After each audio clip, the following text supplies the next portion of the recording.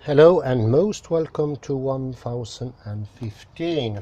I will continue to read something from this fantastic book, The Seat of the Consciousness, of Richard E. Lind. And in ancient literature, I read from the page 256, and now we enter to the realm of North America. According to Hultkrantz, 1953, it's actually a Swedish name, the ego soul activates thoughts and reflection, and its activity is referred to as thinking or understanding. While the head is the preferred location of the ego soul, occurring among widely separate parts of North America, the heart is also a common localization. This seems to contradict Biano's diagnosis of thinking with the head as madness. But again, it needs to be determined if these instances of an intellect soul has been influenced by the contact with the whites. Biano's accusation of madness against the whites is in general probably referred to the sanity of thinking with a vital soul. I think I'm gonna look for that site here. Piano 114, sorry.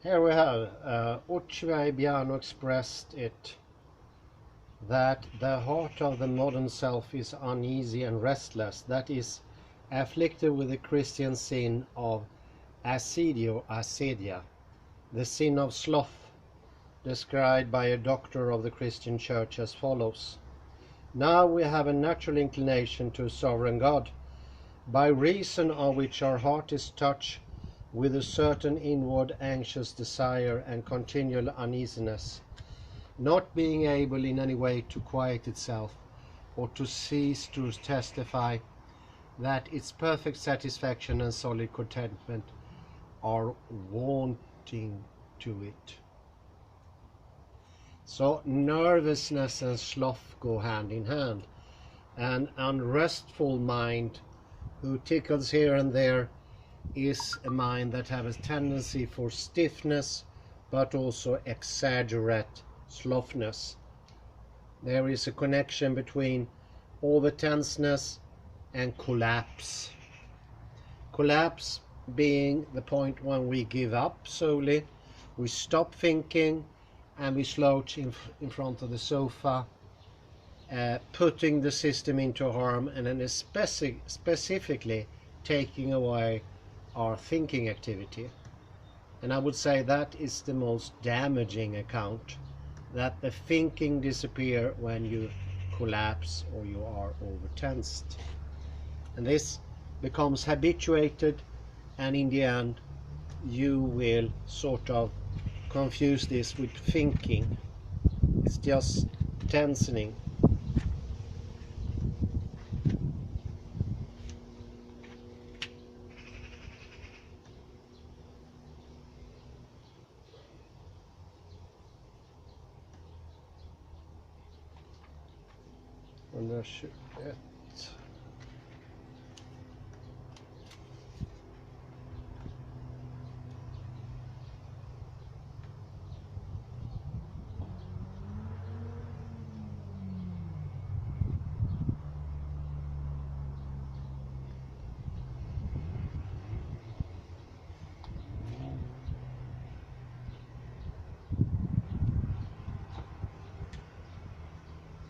We often mention level thinking, and I think that is a good idea.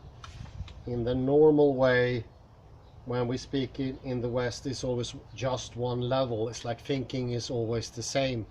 If you think thinking is always the same, you're already in the out there world. If you don't recognize the different levels, complexities, or energy peaks during the day, during different moments, some moments you're more inclined, then you have all your energy going out and you're blind to your inner life. And that is a specific Western way of doing it. Shutting off all access to reality and to yourself. And as Biano proposes, that is blocking out existence itself. All sense of enjoyment, happiness, love also. You can't feel love if you shut off, because love is part of the body. And if you turn the body off, you can't direct love and you can't receive love either. See if I can't find this site of Biano here.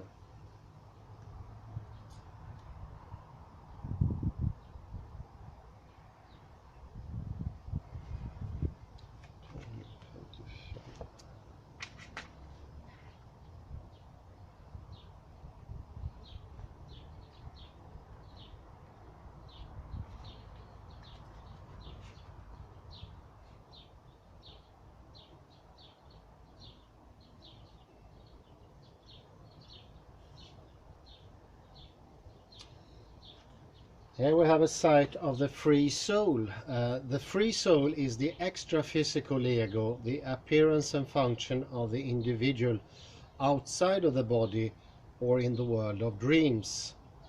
The appearance of the free soul is that of a replica of the living individual, representing the person's essence as a kind of mental or spiritual totality or double. The bodily location of the free soul, i.e. its location when it is inoperative and other souls are operative, is usually in the head, heart, or occasionally somewhere else in the body or in the breath. The head is the seat of the free soul among all of the Amerindians of the northwest coast, the Shoshone and the Tabutubal. The localization of the free soul may be inside the head, the back of the head and the neck, the crown of the head, or the brain. Among some tribes, the Menominee, the Creek, Wind River Shoshone, the localization of the free soul to the head probably occurs because the ego soul already resides there. In some cases, there may be an association of the localization of the free soul in the head with a unitary soul located there that has predominantly free soul characteristics, such as the Lemhi, the White Knife Shoshone, and the Nevada Shoshone. Instances of an association of the free soul with a heart in unitary souls with strong free soul tendencies are found among the Cherokee, the Juaneno, the Louisiano, the Lumi, Maidu, Montagnais, Naskapi, Sinyoconee, Spokane, and Tepuani. The Colorado Ute believed that the free soul resided in the heart was identical with the breath soul. And in some cases the free soul seems to have been referred to as the heart soul, independently of its localization in the body, probably because it was conceived like the unitary life soul to be able to move around in the body and even survive the death of the body. According to Hultkrantz, the localization of the free soul in the heart is associated with the initial stages of development of the conception of unitary soul. There is a strong association between localization of the ego soul to the heart and unitary souls with strong free soul tendencies localized in the heart. It is worth noting here that not enough is known about Amerindian psychology to be able to discern if they distinguished between a prosaic and enlightened consciousness, except as a form of madness, or severe abnormality versus sanity, or as a dreaming versus awakened consciousness. Such conceptions may have begun to arise or develop further elaborations under the influence of white culture during the transition from the heart to the head consciousness. And this outside influence may explain some dualistic conceptions and other psychological phenomena in anthropological reports of Amerindians and their testimonies. While there are some consistency to Amerindian reports of their psychological experience, the words they use to name this experience vary even more than the descriptions, suggesting the obvious fact that these understandings are local to each tribe, and sometimes to each family or individual, as in their historical context there has not been the much more complete homogenization of language and thought that has occurred within the civilized culture. The ego souls activate thought and reflections, and its activities referred to as thinking or understanding. And examples of the ego souls we can find here from a quote from the Mayan report, Actaupel. Maya kings were ascribed mystical alter egos, spirit companions or coessences, known in classic Mayan as their way. These counterparts took the form of fantastical beasts, often combinations of two creatures like the old world griffin or satyr.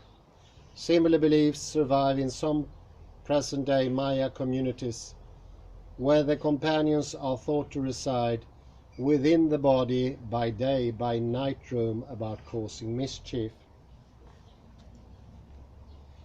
The animal identity of these guardian spirits guarantees their natural pre-verbal wisdom, the spiritual wisdom of a species that provides a way for human beings to access their own inherent wisdom, a way of deconditioning themselves from the superficial wisdom of their contemporary human culture, so that they can access their own proverbial spiritual heritage.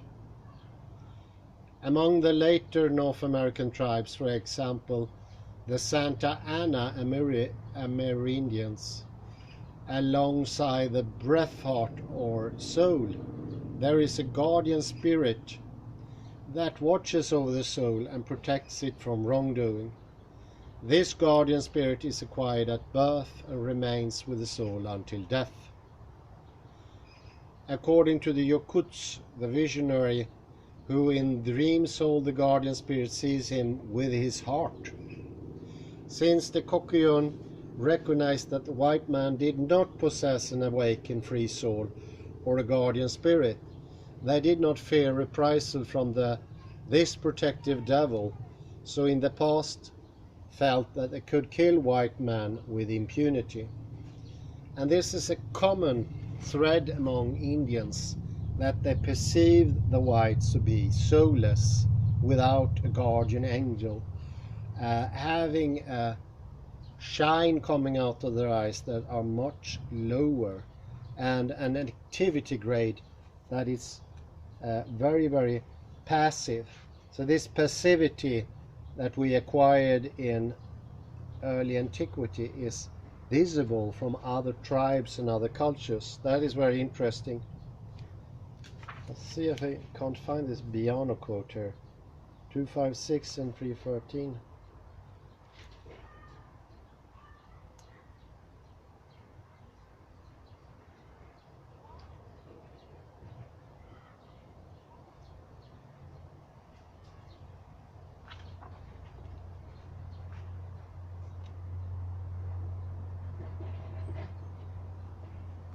Here we have Viano.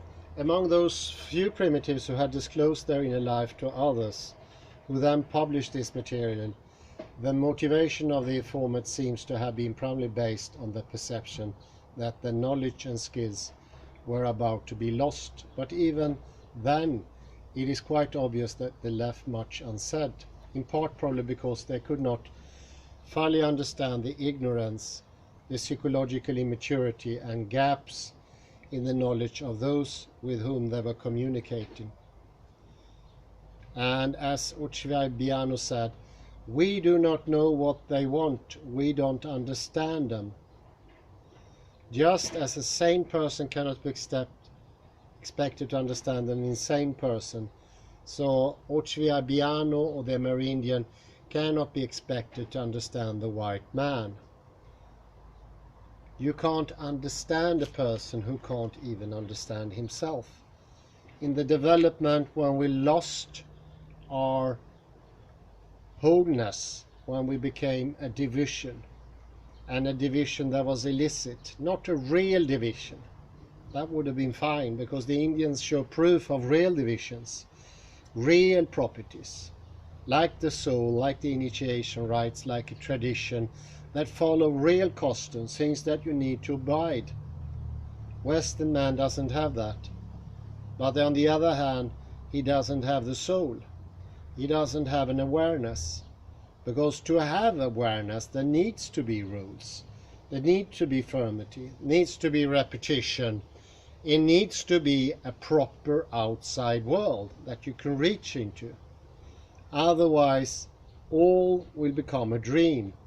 And just as Octaviano said, Western white men don't know what they want themselves, and we don't understand them, and they restlessly search for what they want everywhere, but they never ever find it. Sounds a bit like metaphysics of present, doesn't it? That incessant looking because there is an inherent lack that can never be quenched. Pause there, or complete break maybe.